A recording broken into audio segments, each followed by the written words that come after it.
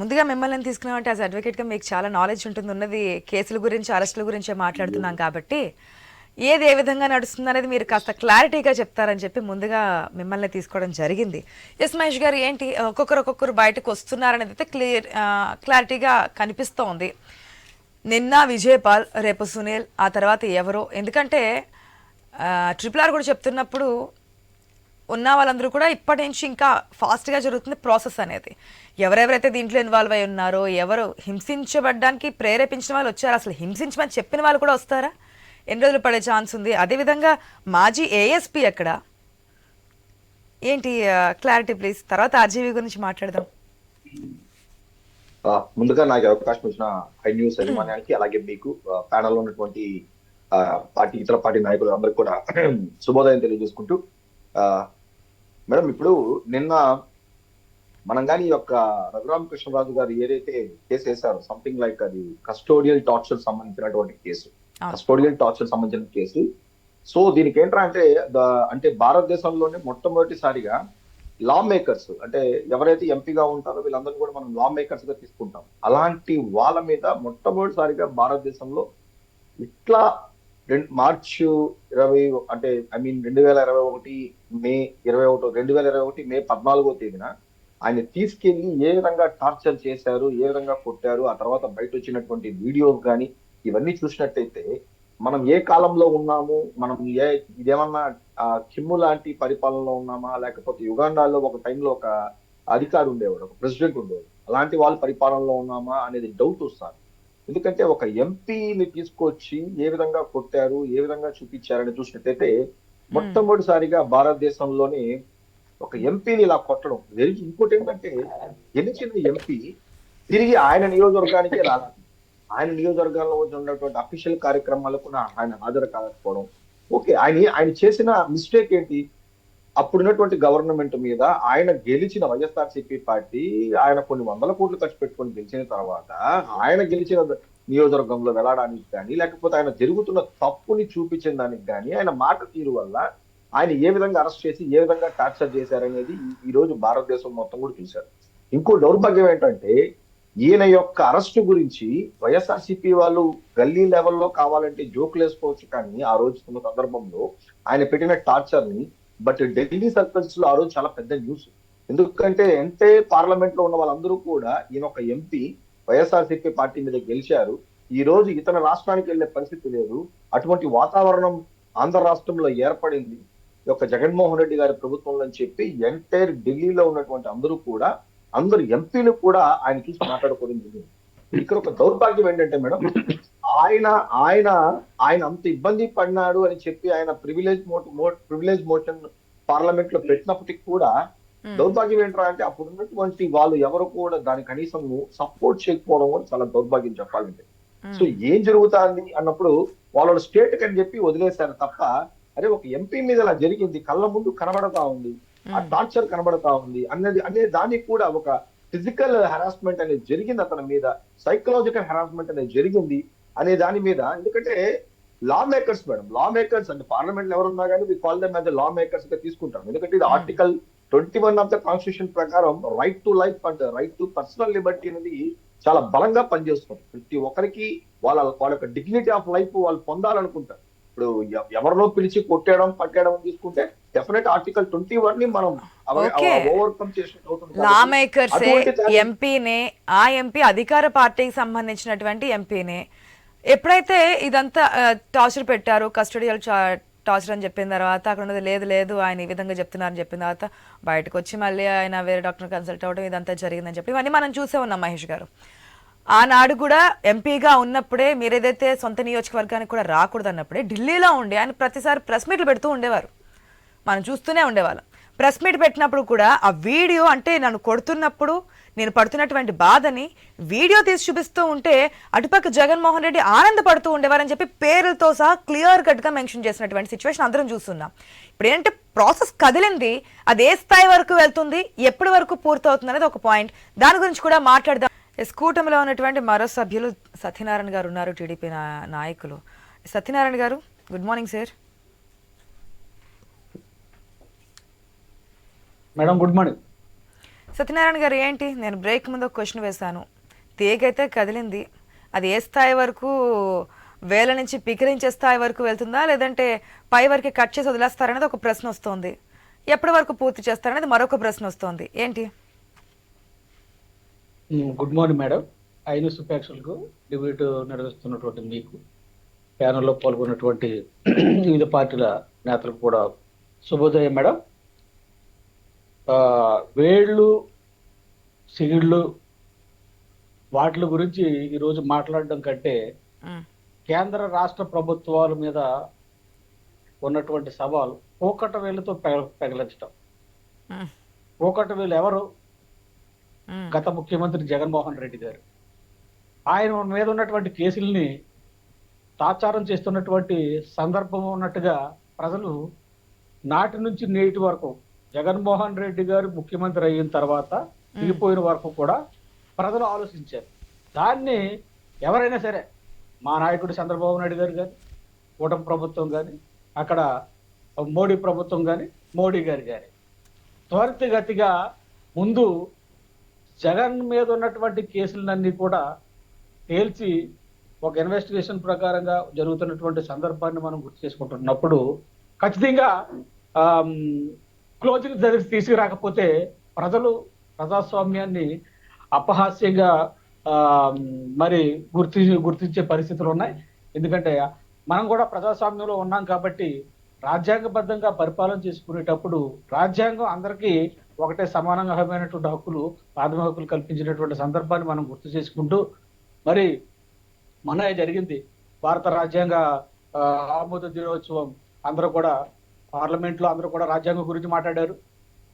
Governor గారు మాట్లాడారు, రాష్ట్రపతి గారు మాట్లాడారు, ప్రధాని గారు మాట్లాడారు, రాష్ట్ర ముఖ్యమంత్రులందరూ కూడా ఆనందంగా చేసుకున్నటువంటి సందర్భం. అటువంటి పవిత్ర గ్రంథాన్ని ఆవిష్కరించుకున్నటువంటి రోజుల్లో కూడా ఈరోజు జరుగుతున్నటువంటి ఆర్గనైజేషన్ లో కూడా మీరు అన్నట్టు ఒకట వేళ్లతో కనుక పెగలించకపోతే, నాశనం చేయకపోతే అవినీతి ఆ రోజుకి పెరిగే పరిస్థితులు ఉన్నాయి. ఈరోజు విజయపాలు కావచ్చు, లేకపోతే రేపొద్దున ఇంకో ఆఫీస్ రావచ్చు, ఉద్యోగస్తులు వస్తూ ఉంటారు, రిటైర్ అవుతుంటారు, వెళ్తూ ఉంటారు.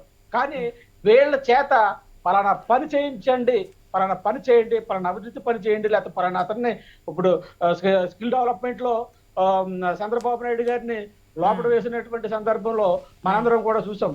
భారతదేశమే కాదు, ఆంధ్రప్రదేశ్ ప్రతి తెలుగువాడు కూడా ఇదే ఉదాహరణ అని చెప్పేసి ప్రశ్నించినటువంటి సందర్భాలు ఏవైతే ఉన్నాయో అటువంటి కేసులన్నిటిని కూడా మనం ప్రక్షాళన చేసుకోవాల్సినటువంటి అవసరం ఉంది. దానికి పురుగొల్పటువంటి వ్యక్తి ఎవరని చెప్పేసి మనం అనుకున్నట్లే ఖచ్చితంగా దీనికి ఆ రోజు ముఖ్యమంత్రి గారు ఖచ్చితంగా డైరెక్షన్స్ ఇచ్చి, మీరన్న పాయింట్ లో కేవలం జగన్మోహన్ రెడ్డి తీసుకురావాలి, స్కిల్ డెవలప్మెంట్ స్కీమ్ కాదు స్కామ్ అని చెప్పి 1,000 కోట్లు ఇది చేశారు కాబట్టి, చంద్రబాబు నాయుడు అరెస్ట్ చేసి జైల్లో పెట్టారు కాబట్టి ఇదంతా చేస్తున్నారా?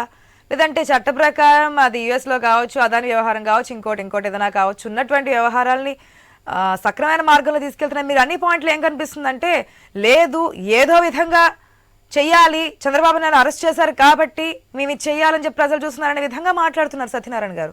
ఏంటి? నేను అది చెప్పట్లేదు మేడం, నేను ఒకసారి క్లారిటీ ఇస్తున్నాను మేడం. మీకు చంద్రబాబు నాయుడు గారి మీద ఆయన ఈ రోజు వరకు కూడా ఒక స్కిల్ డెవలప్మెంట్ మీద జగన్మోహన్ రెడ్డి గారు నిందారోపణలు చేసినటువంటి సందర్భం తప్ప ఏ మచ్చ లేనటువంటి చంద్రుడు చంద్రబాబు నాయుడు గారు.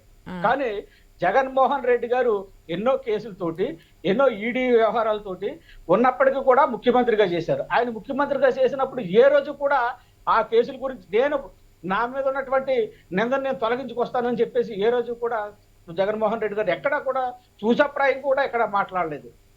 కాలయాపన చేసుకుంటూ ఆఖరి మినిట్ వరకు కూడా అధికారాన్ని ఉపయోగించుకుని ఆ కేసులకి వాయిదాలకు వెళ్లకుండా పక్కదారి పట్టించినటువంటి సందర్భం అయితే ఈ కేసులన్నింటికీ మూలం కూడా అతనని చెప్తున్నాను మేము ఖచ్చితంగా. కాబట్టి నేను చిన్న చేపల కంటే పెద్ద చేపనే మనం పట్టుకుని శిక్షించగలిగితే ఖచ్చితంగా న్యాయం జరుగుతుంది.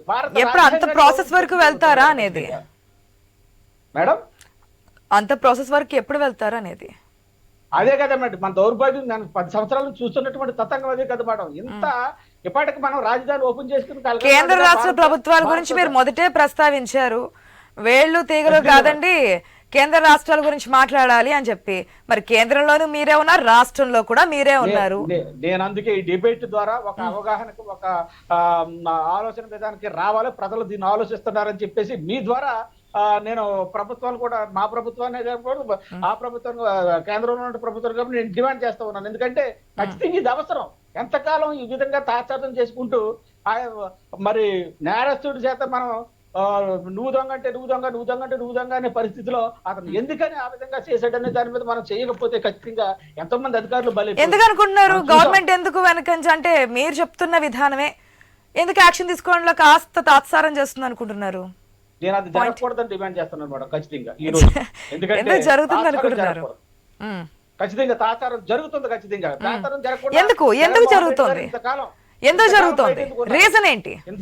ఇన్ని ఆరోపణలు ఉన్న తర్వాత ఒక ముఖ్యమంత్రిగా 5 సంవత్సరాలు ఎవరితో అంటగాగుతూ ఆయన అధికారాన్ని దుర్వినియోగం చేసుకుంటూ ఇన్ని గోల్మాల స్కామ్లు తయారు చేసుకుంటూ మానవ ఈరోజు వైజాగ్ లో ఉన్నటువంటి రుషికొండతో సహా అంటే అది మనం ప్రజలకు సంబంధించిన వాతావరణానికి సంబంధించినటువంటి విషయాల్లో కూడా ఎంత కాలుష్యమైనటువంటి స్కాములు చేసినటువంటి సబ్జెక్టులు ఉన్నప్పటికీ కూడా అతన్నే ఆ విధంగా మనం ఇంకా చూడడం, ఒక మాజీ ముఖ్యమంత్రిగా లేకపోతే అతని విచారణకు రాకపోతే అతనికి సరైనటువంటి న్యాయబద్ధంగా కూడా అతను ఎందుకు చర్యలు తీసుకోవట్లేదో నాకు అర్థం కాలేనటువంటి పరిస్థితులు ఉన్నాయి. కాబట్టి ఈ రోజు ఈ విధంగా మాట్లాడుకుంటున్నట్టు ఏమో ఒకదాని తర్వాత ఒకటి వస్తూనే ఉన్నాయి కదా, అన్ని కలిపి ఒకసారి యాక్షన్ తీసుకుందాం అనుకుంటున్నారా? ఎంతకాలం మేడం, ఎంతకాలం అంటున్నాను.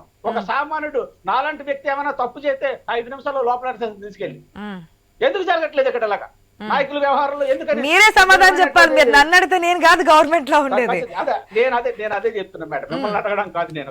ఇది ప్రజలు చర్చించుకున్నారని చెప్పేసి ప్రభుత్వాల దృష్టికి మీ ద్వారా మన ఐ న్యూస్ ద్వారా వెళ్తాదని చెప్పేసి ప్రజలు ఆలోచిస్తున్నారని చెప్పేసి నేను గుర్తు చేస్తా ఉన్నాను మేడం ఖచ్చితంగా. ఎందుకంటే ఈ రోజు విజయపాలం ఒక సామాన్యమైన వ్యక్తి అయి ఉండొచ్చు. విజయపాల్ లాంటి వ్యక్తులు ఎంతో మంది ఆఫీసర్స్ ప్రభుత్వం చెప్పిందే చేస్తారు. ప్రభుత్వం సాధారణమైన ఆఫీసర్ ఎట్లా అయిందండి? మాజీ ఏఎస్పీ, అంతకుముందు ఐఏఎస్ ఐపీఎస్ కూడా ఇన్వాల్వ్ అయి ఉన్నారని చెప్పి వస్తున్నాయిగా.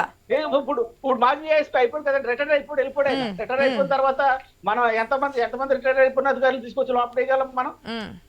చెప్పండి మేడం. ఏమో ఎంతమంది వేయగలం మనం? మన జగన్మోహన్ రెడ్డి సవాల్ విసరలేదా? ఈ గవర్నమెంట్ లో ఉన్నప్పుడు ఆ పోలీస్ అధికారులు మాత్రం ఈ విధంగా వ్యవహరిస్తే సప్త సముద్రాలు దాటున్నప్పటికీ కూడా తీసుకొచ్చి యాక్షన్ తీసుకుంటామని చెప్పి. అదే ఆ సొల్లు కబుర్లే వాళ్ళని అలా కదండి, ఆ కబుర్లే ఆ లాంగ్వేజ్ సార్. సొల్లు కబుర్లు అంటే అదే భూతానికి పోతుంది. మీరు వద్దండి, దాన్ని కూడా యాక్సెప్ట్ చేయట్లేదు. ప్లీజ్ భాష. Thank you madam. ఇప్పుడు అటువంటి కబుర్లే అనుకున్నాం. సప్త సముద్రాలు దాటున్నాం.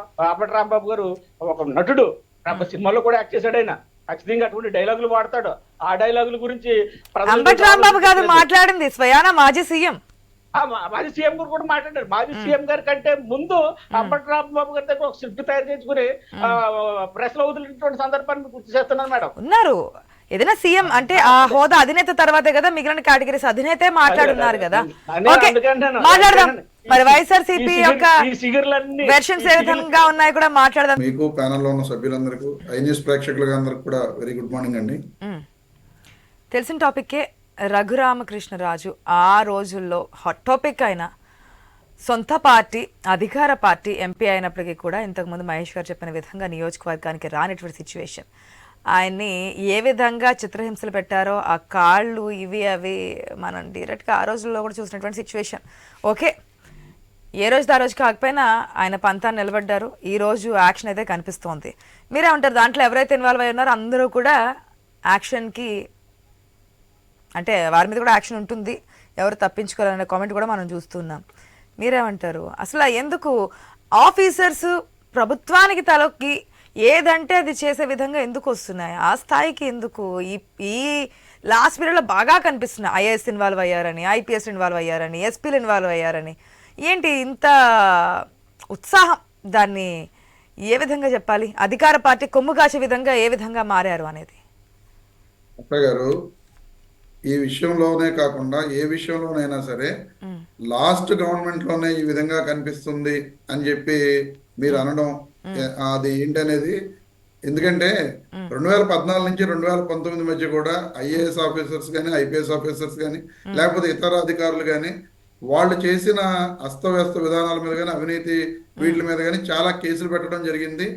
వాళ్ళు కోర్టులో రకరకాల రిలీఫ్లు పొందారు ఆ రోజున న్యాయ వ్యవస్థ నుంచి. ఎందుకంటే అమరావతి కేసుల్లో కానీ ఫైబర్ నెట్ కేసుల్లో కానీ కొన్ని అరెస్టులు జరిగినాయి, కొంతమంది రిలీఫ్లు పొందారు. ఆ రోజున ఉన్న పరిస్థితులు బట్టి కోర్ట్స్ వాళ్ళకి తీర్పులు ఇవ్వడం, వాళ్ళకి ఏమో రిలీఫ్లు రావడంతో ఇవన్నీ కూడా పెద్ద మీడియాలో రాకపోవడం, ఎక్కడా కూడా అవి ఫోకస్ కాకపోవడం జరిగింది. కానీ 2019 నుంచి 24 మధ్య మాత్రమే ఇది ఏదో జరిగినట్టుగా ప్రచారం అనేది ముందుగా కరెక్ట్ కాదు. ఎందుకంటే గతంలో కూడా జరిగినాయి. నేను ఒక పాయింట్ చెప్తాను, ఒకవేళ తప్పైతే కనుక కరెక్ట్ చేయండి, ఒకవేళ నా తప్పైతే I'm really sorry. A party MP అంటే మీ పార్టీకి సంబంధించిన ఒక ఎంపీని ఈ విధంగా చేస్తూ ఉంటే కనీసం ఎందుకు చేస్తున్నారని చెప్పి ఖండించకపోవడం గతంలో ఎప్పుడైనా ఎక్కడైనా చూసున్నారా? చూసుంటే చెప్పండి. రమేష్ గారు ఐ థింక్ నెట్ ఇష్యూ అనుకుంటా ఫ్రీజ్ అయి ఉంది. ఓకే రమేష్ గారు ఒకసారి ఓకే ఓకే ఓకేనండి, ఓకే ఓకే చెప్పండి. మా పార్టీకి సంబంధించిన ఎంపీ అదే ఎంపీ మీద రాజద్రోహం కేసు 124A పెట్టవలసిన పరిస్థితులు వచ్చినాయి అంటే ఆయన ఏ విధంగా ప్రవర్తించారు అనేది కూడా ఒక్కసారి మీరు అందరూ కూడా ఆలోచించవలసిన పరిస్థితులు. నిజంగా ఆయన పార్టీతో డిఫర్ అయ్యారు. డిఫర్ అయినప్పుడు ఆయన పార్లమెంట్ సభ్యత్వానికి రాజీనామా చేయొచ్చు, మళ్ళీ ఆయన గెలుస్తానని చెప్పి చాలా సార్లు చెప్పడం జరిగింది. ఆ చెప్పిన దాని మీద ఆయన పార్లమెంట్ సభ్యత్వానికి రాజీనామా చేసి ఆయనకు కావాల్సిన పార్టీ నుంచి పోటీ చేసి మళ్ళీ పార్లమెంట్ సభ్యుడిగా గెలిచి పార్లమెంట్కి వెళ్ళవచ్చు. కానీ ఆయన అలా చేయలా. ఆయన పార్లమెంట్ సభ్యత్వాన్ని వదులుకోకుండా మా పార్టీ తరఫున గెలిచి మా పార్టీ మీదే ఆయన రకరకాల ప్రోగ్రామ్స్ రచ్చబండ అని చెప్పి ఒక చెట్టు కింద కూర్చుని, లేకపోతే కొన్ని టీవీ ఛానల్స్ కు వెళ్ళి జగన్మోహన్ రెడ్డి గారి మీద పర్సనల్ గా, అప్పుడు ముఖ్యమంత్రి ఆయన పర్సనల్ గా కామెంట్ చేయడం, రకరకాల ఇష్యూస్ ఆయన కమ్యూనిటీస్ మధ్య రెడ్డి కమ్యూనిటీ గురించి మాట్లాడటం కానీ, లేకపోతే జగన్మోహన్ రెడ్డి గారు అలాగా లేకపోతే ఇలాగా అని చెప్పి చెప్పడం కానీ రకరకాల కామెంట్స్ ఆయన చేయడం జరిగింది. ఆ చేయడంతో పాటు ఆయన గవర్నమెంట్ ను కూడా ఎంత డిఫేమ్ చేయడానికి ప్రయత్నం చేశారు అంటే, ఆ డిఫేమ్ చేయడంలో కొన్ని వర్గాల మధ్య కానీ మతాల మధ్య కానీ ఇక ఆయన ఏ రకంగా కావాలనుకుంటే ఆ రకంగా ఆయన మాట్లాడేయడం జరిగింది. ఆ మాట్లాడిన సందర్భంలోనే ఈ కేసులు పెట్టడం జరిగింది. మీరు అందరూ అంటున్నారు ఒక ఎంపీ ఆయన పార్లమెంట్ కూడా వెళ్ళలేకపోయిన పరిస్థితి అని చెప్పి. ఆయన ఎప్పుడైనా ఒక్కసారి ఆయన పార్లమెంటరీ కాన్స్టిట్యున్సీకి వచ్చి ఇదిగో నేను ఈ కాన్స్టిట్యున్సీకి వస్తే ఇలా జరిగింది అనే విధంగా ఆయన చూపించుంటే ఇప్పుడు మీరు అనే మాటలన్నీ కూడా రక్షణ కావాలి అని చెప్పి ఆనాడు మనం వెళ్ళాలి అంటే ముందు మనకు ప్రొటెక్షన్ కావాల్సినటువంటి సిచ్యువేషన్ భౌతికంగా ఒకటి రమేష్ గారు భౌతికంగా అండ్ సిచ్యువేషన్ ఏ విధంగా ఉందో చూసాం. ఆనాడు ఎస్ మీ పార్టీతో డిఫర్ అయినందుకు మీరు ఈ విధంగా చేపించారనేది ఒక పాయింట్. రెండోది మీ పార్టీతో డిఫర్ కాకుండా ఉంటే గనక ఒక డ్రైవర్ని హత్య చేపించి డోర్ డెలివరీ చేసినటువంటి ఎమ్మెల్సీ అనంతబాబును కూడా యాక్సెప్ట్ చేసినట్టు సిచ్యువేషన్, ఎందుకంటే పార్టీలో ఉన్నారు కాబట్టి. పార్టీలో ఉండకుండా ఇది చేసిన తప్పు అంటే గనక వారి మీద ఎటువంటి యాక్షన్ తీసుకోవడానికైనా వీలుండే అవకాశం ఉంటుందే? మేడం గారు, ఆశా గారు, ఒక డ్రైవర్ ని డోర్ డెలివరీ చేశారు అనేది ఆ రోజున అతన్ని పార్టీ నుంచి సస్పెండ్ చేయడం జరిగింది, అతన్ని అరెస్ట్ చేయడం జరిగింది, అతనికి 3 నెలల పాటు రిమాండ్ విధించారు. అతను బెయిల్ తెచ్చుకోవడానికి ఎన్నో ప్రయత్నాలు చేసినా మన ఏపీ కోర్టులో హైకోర్టులో కూడా అతనికి బెయిల్ రాలా. అతను సుప్రీం కోర్టుకు వెళ్లి బెయిల్ తెచ్చుకున్నారు. నిజంగా అతనికి న్యాయం అతన్ని ఊరికనే వదిలేసే ఉద్దేశం ఉండుంటే సుప్రీం కోర్టు వరకు వెళ్లి బెయిల్ తెచ్చుకునే పరిస్థితుల్ని పార్టీలో లేరు అనంతబాబు. అనంతబాబు ఇప్పుడు వైఎస్ఆర్సీపీ పార్టీలో లేరు. ఉన్నారండి, ఎందుకు లేరు? పార్టీ ఆ రోజున సస్పెండ్ చేసామని చెప్తున్నాండి. ఆ రోజున ఇన్సిడెంట్ జరిగిన రోజున సస్పెండ్ చేసాం. కానీ ఆ తర్వాత అతను పార్టీకి ఇచ్చిన వివరణలో అతను చెప్పిన విషయాల్లో అతను చెప్పిన దాంట్లో, ఎందుకంటే మా అందరికి కూడా ఏం జరిగింది అనేది పర్సనల్ గా మాకు తెలుసు కాబట్టి అతను అంటే అతను మీకేం తెలుసు చెప్పండి ఒకసారి. ఒకవేళ టాపికే కదా, మనం ఎట్లాగా ఆ రోజు లాండ్ ఆర్డర్ గురించి ఈ రోజు లాండ్ ఆర్డర్ గురించి మాట్లాడుతున్నాం కాబట్టి ఆ రోజు వచ్చింది, ఇప్పటికీ ప్రజలు అదే నమ్ముతున్నారు కదా. మీకు తెలిసిందేంటి అనంతబాబు విషయంలో? అదే చెప్తున్నాను మేడం గారు. ఇప్పుడు అతను ఆ డ్రైవర్ విషయంలో అక్కడ జరిగిన గొడవలో అతను ఇద్దరు జరిగిన గొడవలో అతను కొట్టడంతో గబుక్కున అతను పడిపోయి ఇక్కడ దెబ్బ తగిలి అతను చనిపోవడం జరిగింది. అంతే తప్ప అతను హింసించో అతను ఏదో ఇది చేసో అదంతా ఏమీ అక్కడ జరిగిన వ్యవహారం కాదు. అది దాని మీద జరిగిన విషయం, ఎందుకంటే వివరణ తెలియక జరుగుతున్న సస్పెండ్ చేశారు, వివరణ తెలిసిన తర్వాత మళ్ళీ పార్టీలోకి యాక్సెప్ట్ చేశారు అంటారు. అవునండి. ఇప్పుడు ఓకే. జరిగిన విషయం అది. ఇదే రఘురామకృష్ణరాజు గారిని ఎందుకంటే వీళ్ళందరూ చెప్తున్నారు ఆయన పార్లమెంటరీ కాన్స్టిట్యున్సీకి వెళ్ళనివ్వకుండా ఎవరు వెళ్ళొద్దన్నారు. ఆయన ఆ కాన్స్టిట్యున్సీలోకి వెళ్ళి అక్కడ ఏదన్నా మేము మా ప్రభుత్వం ద్వారా అతని కాన్స్టిట్యున్సీలో ఇబ్బంది పెట్టి అతన్ని ఏదన్నా రకరకాలుగా వ్యవహరించి ఉంటే అప్పుడు ఈ మాట ఎవరైనా అనడానికి సరిపోతారు. ఆయన ఎప్పుడూ కూడా ఒక ఉద్దేశంతో ఉండేవాళ్ళు, ఏంటి నేను కాన్స్టిట్యున్సీలోకి వెళ్తే నన్ను అరెస్ట్ చేస్తారేమో లేకపోతే నన్ను ఇబ్బందులు పెడతారేమో అనే ఉద్దేశంతో ఆయన ఉండేవాళ్ళు. ప్రొడక్షన్ కావాలని చెప్పి డైరెక్ట్ గానే అడుగున్నారు. ఉద్దేశం ఏంటి? డైరెక్ట్ గానే చెప్పినటువంటి సిచ్యువేషన్. అలాగే జనసేన ఆయన అధికార ప్రతినిధి మహేష్ అని కూడా చెప్పడం జరిగింది. ఆయన పార్లమెంట్ లో కూడా ప్రివిలేజ్ మోషన్ మూవ్ చేశారు ఈ విషయం మీద, కానీ పార్లమెంట్ కూడా స్పందించిన పరిస్థితి అని చెప్పి, మరి ఆ రోజున ఒక ఎంపీగా నాకు ఇలా జరిగింది అని చెప్పి పార్లమెంట్ లో ప్రివిలేజ్ మోషన్ ఆయన మూవ్ చేసిన ఆ రోజు స్పీకర్ గారు కూడా స్పందించి అందులో నిజాలు ఎంతవరకు ఉన్నాయనేది వాళ్ళకు కూడా కొంతవరకు సమాచారం ఉంటది కదండి. ఇప్పుడు ఈయన రకరకాల కంప్లైంట్స్ పార్లమెంట్ స్పీకర్ గారికి కానీ లేకపోతే ప్రధానమంత్రి గారికి కానీ హోమ్ మినిస్టర్ గారు అమిత్ షా గారిని కూడా పర్సనల్ గా కలిసి చెప్పడం జరిగింది. చెప్పినప్పుడు కూడా ఆయన కూడా వాళ్ళు కూడా కొంత ఇన్ఫర్మేషన్ తీసుకుంటారు. ఇప్పుడైతే వస్తున్నాయిగా బయటికి, లేదా ట్రిపుల్ ఆర్ ఇచ్చినటువంటి స్టేట్మెంట్ ప్రకారం అందరూ వస్తారు బయటికి అని చెప్పి ఒక స్టేట్మెంట్ పాస్ చేశారు. ఆయన చెప్పినటువంటి వీడియోస్ అయితే రిలీజ్ చేసిన దాంట్లో జగన్మోహన్ రెడ్డి పేరుని స్ట్రైట్ గానే ఆయన ప్రస్తావించారు. వీడియో చూపించేవారు, ఆ వీడియో చూసి ఆయన ఓకే అని చెప్పి నవ్వుకునేవారు, ఆనందం పొందేవారు అని చెప్పి ఐ థింక్ మీరు కూడా చూసే ఉంటారు. సో ఇదంతా అక్కడికి వచ్చి దాంట్లో ఇన్వాల్వ్ అయి ఉంటే కనుక యాక్షన్ తీసుకుంటే యాక్సెప్టబుల్లా? తప్పకుండా. ఏమంటే జగన్మోహన్ రెడ్డి గారు అంతటి కఠినాత్ముడు కాదు, అలాంటి మనిషి కానే కాదు. ఎందుకంటే మేమందరం కూడా 14 సంవత్సరాలుగా చాలా దగ్గరగా జగన్మోహన్ రెడ్డి గారిని చూస్తున్న వ్యక్తులం, ఫాలో అవుతున్న వ్యక్తులం, జగన్మోహన్ రెడ్డి గారి దగ్గరికి వెళ్ళి మాట్లాడుతున్న వ్యక్తులం. అలాంటి నేచర్ అనేది జగన్మోహన్ రెడ్డి గారి దగ్గర లేదు. కస్టోడియల్ టార్చర్ చేశారు అనేది పచ్చి అబద్ధం అని చెప్పి నేను అనుకుంటున్నాను. ఎందుకంటే నా వ్యక్తిగత ఆయన మీద గాయాలు ఎట్లా వచ్చాయి? ఆయన గాయనే కొట్టుకున్నారా లేకపోతే వేరే వాళ్ళు ఎవరైనా? ఇప్పుడు ఆ కాళ్ళ మీద మొత్తం ఏ విధంగా ఉందో మనం చూసాం. ఏది మేడం గారు? ఆయన కాళ్ళ మీద ఉన్నటువంటి దెబ్బలు గాయాలన్నీ కూడా క్లియర్ కట్ గా చూస్తున్నాం. ప్యానల్ మెంబర్స్ కూడా మీరు కూడా చూసే ఉంటారు కదా. ఆయన అబద్ధాలేనా? అదే చెప్తున్నానండి. ఇప్పుడు రఘురామకృష్ణరాజు గారు ఆ రోజు నుంచి ఆయన జగన్మోహన్ రెడ్డి గారితో డిఫరెంట్ అయిన దగ్గర నుంచి ముందుకు వెళ్ళారు. ఆ ఎజెండాలో రఘురామకృష్ణరాజు గారు జగన్మోహన్ రెడ్డి గారిని టార్గెట్ గా పెట్టుకుని వెళ్ళారు. ఆ రోజున ఆయనకి షుగర్ ఉంది, రకరకాల ఆయన హార్ట్ సర్జరీ కూడా జరిగిన సందర్భాలు ఉన్నాయి. నిజంగా ఒక వ్యక్తి అంటే జస్ట్ 4 నెలల ముందు హార్ట్ సర్జరీ జరిగిన వ్యక్తిని ఆయన గుండె మీద కూర్చుని కొట్టుంటే ఎంత దారుణమైన పరిస్థితి ఎదురవుతుంది అనేది అందరికీ తెలుసు. అందుకే ఆయన చెప్పారు దేవుడు దయవల్ల బ్రతుకున్నాను అని. ఓకే, ఇప్పుడైతే యాక్షన్ స్టార్ట్ అయింది అంటున్నారు. అది ఎంత వరకు వస్తుందో ఏంటో నిజాలు బయటకు వచ్చిన తర్వాత అప్పుడెందుకు యాక్షన్ తీసుకోలేదని చెప్పి మీరు అంటున్నారు. కాబట్టి ఇప్పుడు ప్రభుత్వాలు మారాయి, అధికారాలు కూడా మారాయి. ఒకవేళ యాక్షన్ తీసుకుంటే ఏ విధంగా ఉంటుంది, ఎంతవరకు కదులుతానో చూద్దాం. గోపి గారు గుడ్ మార్నింగ్ అండి. గుడ్ మార్నింగ్ అండి. గోపి గారు, ఏ పార్టీకి సంబంధించి ఆ పార్టీ మాట్లాడారు? ఏ పార్టీకి సంబంధం లేకుండా యాజ్ అ పొలిటికల్ అనలిస్ట్ గా ప్రజా తరపున గతంలో జరిగింది ఏంటి, ఇప్పుడు జరుగుతున్నది ఏంటి, ఏది వాస్తవం ఏది కరెక్ట్ అనేది మీ అభిప్రాయంలో? గతంలో జరిగింది కానీ ఇప్పుడు జరుగుతున్నది కానీ మొత్తం రాజకీయమేనండి. పెద్ద ఏమి దీంట్లో పెద్ద లా అండ్ ఆర్డర్ లాంటివి ఏమి ఉండవు. ఇది మొత్తం కూడా రాజకీయమే. జగన్మోహన్ రెడ్డి మీద కేసులు కూడా రాజకీయమే, చంద్రబాబు నాయుడు మీద కేసు కూడా రాజకీయమే. ఈ ఆర్ఆర్ఆర్కి సంబంధించి ఆయన మాట్లాడింది ప్రతిరోజు రచ్చబండ పేరుతో పెట్టి జగన్మోహన్ రెడ్డిని వ్యక్తిగతంగా దూషించడం రాజకీయమే. ఏదో ఒక రెడ్డి కుల సమస్య పెట్టుకొని కులాల గురించి ఆయన మాట్లాడిన తర్వాత కేసు పెట్టి ఆయన అరెస్ట్ చేసుకురావడం రాజకీయమే. అయితే పోలీసులు ఒకసారి పోలీసుల చేతిలోకి వెళ్ళిన తర్వాత చాలా తక్కువ సందర్భాల్లో దెబ్బ పడకుండా వదిలేస్తారు పోలీసులు. కానీ ఎవరు దొరికినా సరే ఖచ్చితంగా ముందు అయితే కొట్టేస్తారు. కొట్టడం అనేది కామను, చాలా సర్వసాధారణమైన విషయం. అదే రఘురామకృష్ణరాజు విషయంలో జరిగింది. మనం చూసాం, రఘురామకృష్ణరాజు గుంటూరు జైలు నుంచి బయటకు వెళ్తూ కాళ్ళు చూపించాడు, తన కాళ్ళు కారులో నుంచి బయటకు చూపించాడు. జరుగుతుంది కస్టోడియల్ టార్చర్ ఆ రోజు జరిగిందండి. ఖచ్చితంగా చాలా మందికి తెలుసు, ఆ అధికారులకి తెలుసు.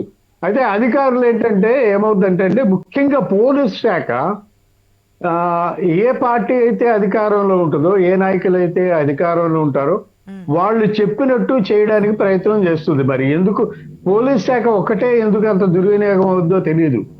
చాలా శాఖలు, మిగిలిన ప్రభుత్వ శాఖలన్నీ కూడా ఏదో సైలెంట్ గా చేసిపోతుంటాయి, కానీ పోలీస్ శాఖ మాత్రం అధికారంలో ఏ పార్టీ ఏ రాజకీయ నాయకుడు అధికారంలో ఉంటే ఆ రాజకీయ నాయకుడు చెక్కి అనుగుణంగా పనిచేస్తూ ఉంటుంది. మరి ఎందుకు, అందుకే ఏ పార్టీ అధికారంలోకి వచ్చినప్పుడు మొన్నటి వరకు జగన్మోహన్ రెడ్డి అధికారంలో ఉంటే తెలుగుదేశం పార్టీ పోలీస్ శాఖను తిట్టింది.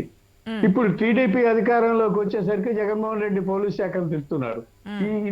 ఇది ఎందుకో మరి పోలీసులు కొంచెం అత్యుత్సాహం చూపిస్తూ ఉంటారు.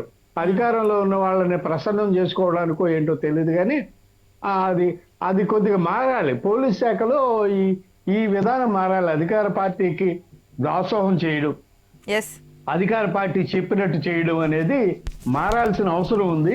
ఖచ్చితంగా ఈ దిశగా చర్చలు జరగాలి.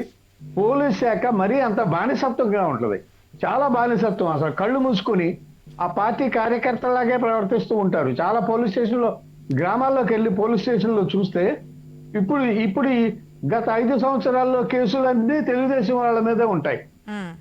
ఇప్పుడు ఈ 5 సంవత్సరాల్లో కేసులన్నీ వైఎస్ఆర్ కాంగ్రెస్ వాళ్ళ మీదే ఉంటాయి. మీరు ఏ గ్రామీణ పోలీస్ స్టేషన్కి వెళ్ళినా అక్కడ చూస్తే కనిపించేవి ఇవే ఉంటాయి. ఎందుకు ఇంత అత్యుత్సాహంగా ప్రవర్తిస్తుంటారు? ఇంత బానిసత్వంగా రాజకీయ పార్టీలకు బానిసలాగా ఎందుకు పనిచేస్తుంటారు? వాళ్ళు ఒక డిపార్ట్మెంటు, ఒక ప్రభుత్వ ఉద్యోగులు, వాళ్ళు అలా ఎందుకు పనిచేయరో తెలియదు, కానీ ఇట్లా లొంగిపోయి పనిచేస్తుంటారు. ఆ కారణంగానే రఘురామకృష్ణరాజు మీద టార్చర్ జరిగింది. రఘురామకృష్ణరాజు కూడా మాటలతో టార్చర్ పెట్టారు. అది కూడా దానికి కూడా ఆయన ఆన్సరబులే. ఇప్పుడు ఈ 5 ఏళ్లలో కేసు జగన్మోహన్ రెడ్డి వరకు వెళ్ళకపోవచ్చు, కానీ సునీల్ కుమార్ వరకు వెళ్తుంది. సునీల్ కుమార్ని కూడా ఈ 5 ఏళ్లలో అరెస్ట్ చేస్తారు. అందులో అనుమానం ఏమీ లేదు. ఈ జగన్మోహన్ రెడ్డి మీద కేసులు అంటే గత 5 ఏళ్ళు వాటి మీద పురోగతి లేకుండా పోయింది. పురోగతి లేకుండా పోయిందంటే ఇందాక సత్యనారాయణ గారు అన్నారు, 5 ఏళ్లలో ఆయన తన కేసులన్నీ మరి విచారణ చేయించుకొని బయటకు వచ్చి ఉండొచ్చు కదా అని. ఇప్పుడు స్కిల్ డెవలప్మెంట్ స్కామ్ చంద్రబాబు మీద ఉంది. మరి 5 ఏళ్లలో ఆ స్కామ్ గురించి విచారణ జరిగి మరి దానిలో నుంచి చంద్రబాబు గారు బయటపడే ప్రయత్నం చేస్తారంటే అది ఏం ఉండదు. ఆ కేసు ఈ స్కిల్ డెవలప్మెంట్ స్కామ్ కేసు ఈ 5 ఏళ్ళు నిద్రపోతుంది. అట్లాగే అధికారంలో ఉన్న తర్వాత రాజకీయ నాయకులు తమపై ఉండే కేసులు, రాష్ట్రంలో అధికారులు ఉంటే కేంద్రం నుంచి కూడా వచ్చే ప్రయోజనాలు వస్తూ ఉంటాయి అంటారు. అంతే అండి, అదే ఉంటుంది. ఇప్పుడు రఘురామకృష్ణరాజుని కస్టోడియల్ టార్చర్ పెట్టినప్పుడు రఘురామకృష్ణరాజు పార్లమెంట్కి వెళ్ళి స్పీకర్ని కలిశారు, హోమ్ మినిస్టర్ అమిత్ షాని కలిశారు, అన్ని రాజకీయ పార్టీల నాయకుల్ని కలిశారు. మరి పార్లమెంట్ లో ఒక తీర్మానం పెట్టారు. బట్ ఏం జరగలేదు. 5 ఏళ్ళు అలా కూర్చుండిపోయారు. ఆయన కూడా రాజీనామా ఆనాడు కేంద్రంలో ఉంది బీజేపీ, రాష్ట్రంలో ఉంది వైఎస్ఆర్సీపీ. ఎందుకు కేంద్రం కూడా స్పందించుకోవడం రీజన్ ఏమనుకోవచ్చు? ఏం లేదండి, రాజకీయపరమైన కేసులు కాబట్టి, రాజకీయపరమైన విషయాలు కాబట్టి వాళ్ళు కూడా తాత్సారం చేస్తారు. అధికార కేంద్రంలో అధికారంలో ఉన్న బీజేపీ కూడా ఒక రాజకీయ పార్టీయే. ఈ రాజకీయ ఎత్తుగడలు, ఇప్పుడు రఘురామకృష్ణరాజు చేసే విమర్శలు కానీ, రఘురామకృష్ణరాజు చేసిన ఆరోపణలు కానీ, రఘురామకృష్ణరాజుపై జరిగిన టార్చర్ కానీ, ఇవన్నీ పొలిటికల్ వ్యవహారాలే. దీంట్లో ఎక్కడా మీకు న్యాయం అన్యాయం అట్లాంటివి ఏమి కనిపించవు. తప్పు చేశాడు రఘురామకృష్ణరాజు, తప్పు చేశాడు కాబట్టి కేసులు పెట్టారు అనడానికి లేదు. అలాగే రఘురామకృష్ణరాజు మీద కృష్ణరాజు నా మీద అన్యాయంగా, ఆయన మౌనంగా కూర్చొని ఉంటే అన్యాయంగా కేసు పెట్టారా? అది లేదు. సో అట్లా ఇవన్నీ రాజకీయమే కాబట్టి బీజేపీ కూడా మరి ప్రశ్నిస్తే ఈ స్థాయిలో కొడతారనేది కూడా ప్రశ్నే కదా గోపి గారు. ప్రశ్నిస్తే ఈ స్థాయిలో ఉంటుందా ఆన్సర్ అనేది కూడా ప్రశ్నేగా. అవును, టార్చర్ పోలీస్ చేతిలోకి వెళ్ళిన తర్వాత అంటే పోలీసు ఫస్ట్ ఫోన్ ఎత్తి హలో అన్నంత ఈజీగా ఏరా అనేస్తాడు, ఆ తర్వాత లాఠీకి పని చెప్తాడు. అది పోలీసు విధానం. అది ఎట్లా ఎక్కడ చూసుకున్నా మీకు పోలీసు ఫస్ట్ లాఠీ కర్రతోటే. మొత్తానికి అయితే అది సునీల్ తో ఆగచ్చు అంటారు. సునీల్ వరకు వెళ్తుందండి, సునీల్ వరకు వెళ్తుంది. మిగిలిన వాళ్ళు ఏదైతే డైరెక్ట్ ప్రత్యక్ష సాక్షులు చెప్పినప్పటికీ కూడా అది మిగిలిన పర్సన్స్ వరకు వెళ్ళకపోవచ్చు అనేది. Okay, right. RGV sensational director, controversial director, RGV గతంలో చేసినటువంటి స్టేట్మెంట్స్ కావచ్చు, పెట్టినటువంటి పోస్టులు కావచ్చు, మాట్లాడినటువంటి అంశాలు కావచ్చు. ఆయన గురించి హైదరాబాద్లో ఉన్నటువంటి ఇంటికి వచ్చి పోలీసులు ప్రొద్దుటి నుంచి సాయంత్రం వరకు పడిగాపులు కాసి కుదిరితే ఇంకా అరెస్ట్ అనే సిచ్యువేషన్ నుంచి ఆయన ఎక్కడున్నారో కూడా తెలియనటువంటి పరిస్థితి. కోయంబత్తూరా, చెన్నై ఇట్లా అని చెప్పి చాలా అనుకున్నారు, కానీ ఏది కాని పరిస్థితి. ఆయన అయితే ఆయన స్టైల్లో వీడియోలు అయితే రిలీజ్ చేస్తూ ఉన్నారు. నేను ఈ విధంగా ఎందుకు రావాలి, కొన్ని పాయింట్స్ అయితే రేస్ చేస్తారు. మహేష్ గారి నుంచే మళ్ళీ స్టార్ట్ చేద్దాం. మహేష్ గారు, ఆర్జీవి అడిగినటువంటి కొన్ని క్వశ్చన్స్ నేను ఇంటూలోనే చెప్పా. ఎందుకు సంవత్సరం క్రితం జరిగినటువంటి వాటి గురించి ఇప్పుడు ఇమ్మీడియట్గా యాక్షన్ తీసుకోవాలి, ఇమ్మీడియట్గా వచ్చి విచారణకు హాజరైపోవాలడానికి రీజన్ ఏంటి? హత్యలు చేసిన వాళ్ళందరినీ కూడా పక్కన పెడుతున్నారు, ఇప్పుడు మా మీద ఇంత ఫోకస్ పెట్టడానికి కారణం ఏంటి అని అడుగుతున్నారు. ఓకే మేడం, ఆర్జీవి అంశము అంటే ఆయన ఏదో సినిమాల్లో చాలా లాజికల్ గా సినిమాలు తీస్తాడు కాబట్టి ఇక్కడ కూడా ఏదో లాజికల్ గా మాట్లాడదాం అనుకుంటాడు. అంటే నిజానికి చెప్పాలంటే పోలీసులకి, కోర్టులకి లాజిక్ తో పని లేదు, వాళ్ళకి కావాల్సిందంటే ఎవిడెన్స్ తోనే పని. మీరు ఏదో అన్నాడు, ఆయన ఏదన్నాడంటే మీరు అన్నట్టు ఎప్పుడో 1 సంవత్సరం ముందు తర్వాత ఇప్పుడు వచ్చి పట్టుకోవడం ఏంటి అంటే, ఇప్పుడు హత్య చేసిన వాళ్ళంతా వదిలేసి తిరుగుతున్నారు అంటే ఖచ్చితంగా అతను చెప్పిన దాంట్లో కూడా మనం కొన్ని విషయాలు తీసుకోవాలా. అనంతబాబు హత్య చేసినట్టు అనంతబాబు డ్రైవర్ ఎవరైనా చనిపోయాడో అది ఇంతకుముందు వైఎస్ఆర్సీపీ నాయకులు అదేదో దెబ్బ తగిలింది అలా చెప్పారు, కానీ పోస్ట్ మార్టం రిపోర్ట్ ఇప్పుడే చదివాను నేను. పోస్ట్ మార్టం రిపోర్ట్ లో ఇట్స్ క్లియర్లీ స్టేటింగ్ దట్ అది కొన్ని రాళ్లతో తీసుకొట్టారు, వేల మీద కొట్టారు, తల మీద కొట్టారు అని చెప్పింది. It's clearly post mortem report లోనే ఇది హత్య చేసినట్టు అది ప్రూవ్ అయింది అక్కడ. మనం కవర్ అది పోస్ట్ మార్టం రిపోర్ట్ ప్రకారం కరెక్ట్. అలాంటి అలా చంపేసిన అనంతబాబుని పక్కనేసుకొని తిరుగుతున్నటువంటి జగన్మోహన్ రెడ్డి గారిని, ఆర్జీవి గారిని నేను ప్రశ్నించిన విషయం మనం తెలుసుకోవాలి. రెండోది, ఎవరైతే పాపం అవినాష్ ఎవరైతే మనం గతంలో చూసాం, గత 5 సంవత్సరాలుగా వైఎస్ వివేకానంద రెడ్డి గారు చనిపోయిన తర్వాత అతను ఎవరైతే చంపేశారో వాళ్ళందరూ కూడా ఈ రోజు ఏ విధంగా చుట్టుపక్కల మనుషులు వేసుకుని తిరుగుతున్నారనే ప్రశ్న కూడా రాంగోపాల్ వర్మ గారు నిన్న చాలా లాజికల్ గా ఈ గత ప్రభుత్వానికి సంధించినట్టే ఉందని నా ఉద్దేశం చెప్పాలి. రెండోది మేడం, రామ్ గోపాల్ వర్మ సంవత్సరం ముందు మాట్లాడాడు, సంవత్సరం తర్వాత మాట్లాడేది లాజికల్. ఎక్కడో 5 డిఫరెంట్ ప్లేసెస్ లో పెడతారు, అది ఎట్లా పెడతారు అదంతా లేదు మేడం. నాకు చట్టం ఎలాంటిదంటే సుమోటోగా ఎవరో ఎక్కడో జరుగుతున్నట్టు కానీ నేను చూసి నేను వెళ్ళి పెట్టినా కానీ కేసు తీసుకుంటాను. సో చట్టంకు ఉన్న బలమే అలాంటిదే చెప్పాలి అంటే, ఎందుకంటే ప్రతి ఒక్కరు దెబ్బతిన్నోడే వెళ్ళి చట్టంకి వెళ్ళి కంప్లైంట్ చేయాలన్నప్పుడు దెబ్బతిన్నోడికి ఆ శక్తి ఉండదు. ఒక్కోసారి వాడికి ఆ పరిస్థితి ఉండదు, వాడికి ఆ శక్తి ఉండదు, ఆర్థికంగా బలం ఉండదు, రెండోది ఆ ధైర్యం ఉండదు, వెనకబడిన తరగతుల వాళ్ళు బయటకు రాలేరు. అలాంటి వాళ్ళందరికీ కూడా ఈ చాలా మంది బయటకు వచ్చి వాళ్ళ తరపున కూడా కేసులు పెట్టచ్చు. సో ఎవరు తరపున ఒకరి తరపున కేసులు పెట్టకూడదు అనే పెట్టచ్చు అనే చిన్న లాజిక్ కూడా ఈ ఇంటర్నేషనల్ డైరెక్టర్ అయినటువంటి రామ్ గోపాల్ వర్మకు తెలియకపోవడం అనేది ఏంటంటే అతని యొక్క మైండ్ స్టేట్ ఏందో తెలుస్తుంది ఇక్కడ చెప్పాలంటే. కాబట్టి ఎక్కడ తప్పు జరిగినా, ఎవరు తప్పు చేసినా థర్డ్ పార్టీకే కేసులు అనేది పెట్టచ్చు అనేది మన చట్టంలో మనకు అవుతుంది, ఆ ప్రొవిజన్ మనకు ఉంది. కాబట్టి ఆ ప్రకారం అతని మీద ఈ రోజు రాష్ట్రంలో 9 చోట్ల కేసులు పెట్టారు. ఖచ్చితంగా అతను తీసుకొస్తారు. అతను ఎందుకు ఇంత భయపడతానని అర్థం కాదు. నాకు తెలిసి 336 ఆయన భయపడట్లేదని చెప్పారు. నేను ఏదో ఏడుస్తున్నాను, భయపడుతున్నాను అని చెప్పి స్టేట్మెంట్స్ పాస్ చేస్తున్నారు. నేను ఏడవడం లేదు, భయపడడం లేదు అంటున్నారు. మేడం అదే మేడం చెప్పేది. జస్ట్ రామ్ గోపాల్ వర్మ గారు మీ మీద పెట్టింది నాన్ బెయిలబుల్ కేసెస్ ఏం కాదు, బోత్ ఆర్ బెయిలబుల్ కేసెస్. చాలా చాలా చిన్న సెక్షన్స్.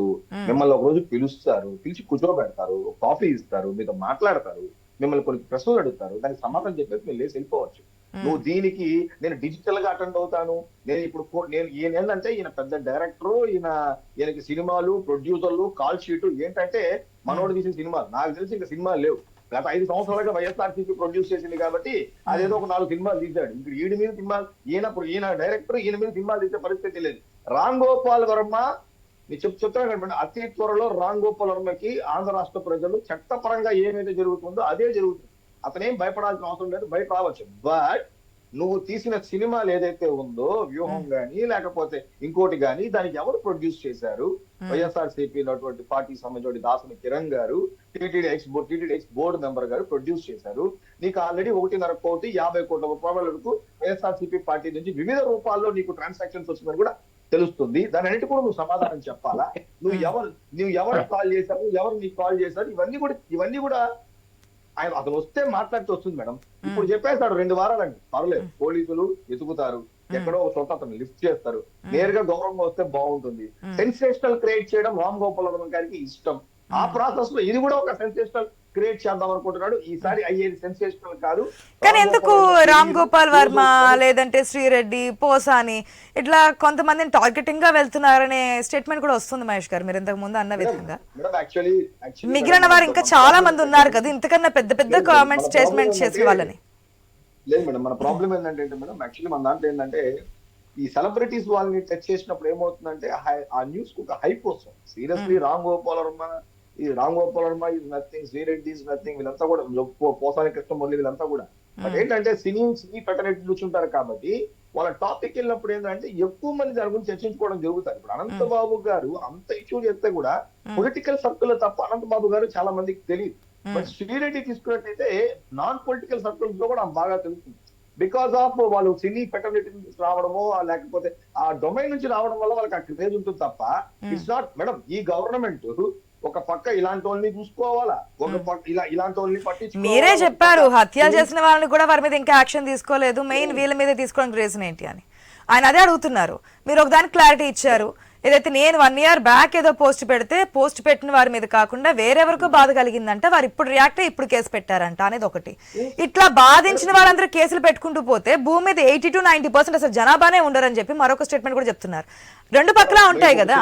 కేవలం వైసీపీని అన్నప్పుడు టీడీపీకి సంబంధించినటువంటి పోస్టులు కూడా మనం చూస్తున్నాం, వారి మీద కూడా యాక్షన్ ఎక్కడా అనేది ఏదో మీరు ఒకటి రెండు చెప్పచ్చు పేర్లు రాజేష్ గురించి కానీ వీళ్ళ గురించి కానీ, కానీ ఎక్కువ పర్సంటేజ్ మనకి లాస్ట్ గవర్నర్ మేడం ఇందాక మన ఎవరైతే మోడరేటర్ ఎవరైతే గోపి గారు అన్న గోపి గారు క్లారిటీగా చెప్పారు. ఎందుకంటే డెఫినెట్లీ గవర్నమెంట్ పోలీస్ డిపార్ట్మెంట్ ఎలా అవుతుందా అంటే గవర్నమెంట్ ఎవరు పక్క ఉంటే వాళ్ళకి ఫేవర్ గా ఉండడం, లేకపోతే వాళ్ళ ఆపోజిట్ల మీద కేసులు పెట్టడం, ఇది ఎవరు అవునన్నా కాదన్నా కానీ ఇది ఒక కంటిన్యూస్ ప్రాసెస్ గా జరుగుతూ ఉంటుంది. అది ఏం చేయలేం. లేకపోతే జగన్మోహన్ రెడ్డి గారు కేసులు పెట్టుకొని 2 సంవత్సరాలు జైల్లో ఉండి కూడా 5 సంవత్సరాలు కనీసం శుక్రవారం కూడా కోర్టుకి వెళ్ళకుండా అంటే చట్టం ఏం చేస్తాం మేడం. మన దాంట్లో పెద్ద ప్రాబ్లం ఏంటంటే justice delayed is justice denied అని చెప్పి ఒక కాన్సెప్ట్ ఉంటుంది.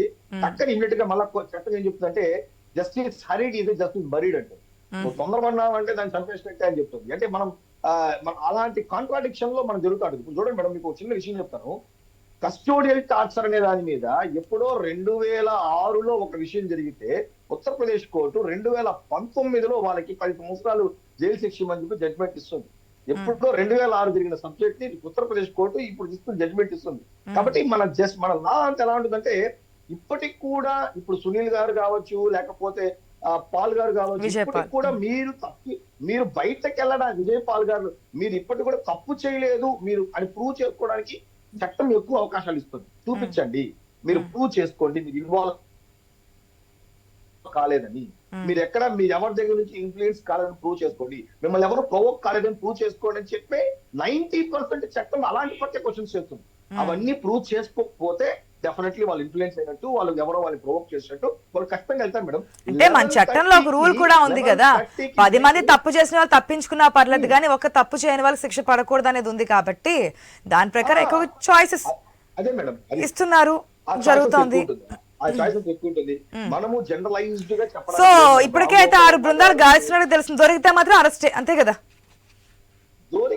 దొరికితే తీసుకెళ్లి విచారిస్తారు మేడం. ఎందుకంటే ఇప్పుడు అతను అరెస్ట్ చేయమని చెప్పట్లేదు మేడం. 2 సార్లు మేడం మీరు డబ్బులు తీసుకున్నారు, 2 సార్లు మీకు నోటీస్ సర్వ్ చేశాను, మీరు రెస్పాండ్ కాలేదు, 3వసారి మళ్ళీ సర్వ్ చేస్తే రెస్పాండ్ కాలేదు, మీకు అరెస్ట్ వారెంట్ ఇవ్వచ్చు. సింపుల్. నేను చెప్పేది ఏంటంటే 10,000 రూపాయలు అప్పు తీసుకున్నాను. నువ్వు నీ మీద పెట్టిన కేసులు కూడా చాలా పిటి కేసులు చెప్పాలంటే మీరు రావచ్చు. బెయిల్ వాయిదా పడింది కదా, బెయిల్ వచ్చింటే వచ్చేవారేమో. బెయిల్ వాయిదా పడ్డంతోనే ఆయన నేను అదే మేడం, మీరు యాంటిసిపేటరీ బెయిల్స్ కి వెళ్లాల్సినంత అవసరాలు ఏముంది? ప్రతి ఒక్క వైఎస్ఆర్సీపీ నాయకులు గత 5 నెలలుగా చూసినట్టయితే ఎప్పుడు ఏం జరుగుతుందో తెలియక ముందుగానే యాంటిసిపేటరీ వెళ్ళిపోతారు.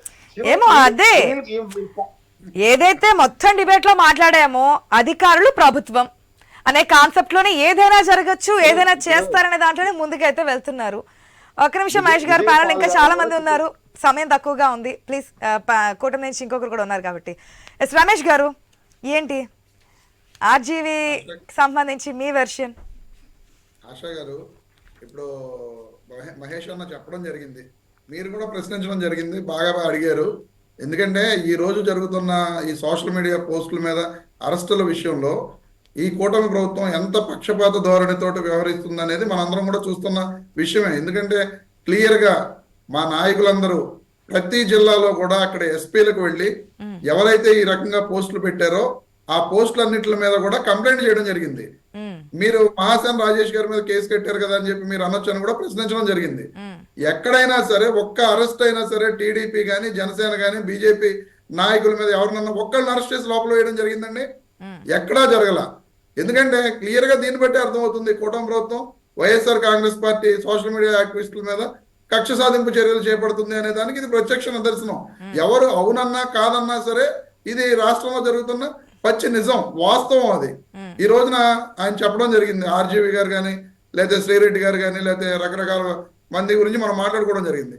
ఎంతసేపు మనం వైఎస్ఆర్సీపీ తరపున మాట్లాడిన వాళ్ళ గురించే మాట్లాడుతున్నాం తప్ప టీడీపీ తరపున కానీ జనసేన తరపున కానీ ఒకళ్ళు తప్పించుకున్న వాళ్ళ మాట్లాడిన వాళ్ళ గురించి ఎవరు కూడా ప్రశ్నించడం లేదు, అడగట్లేదు.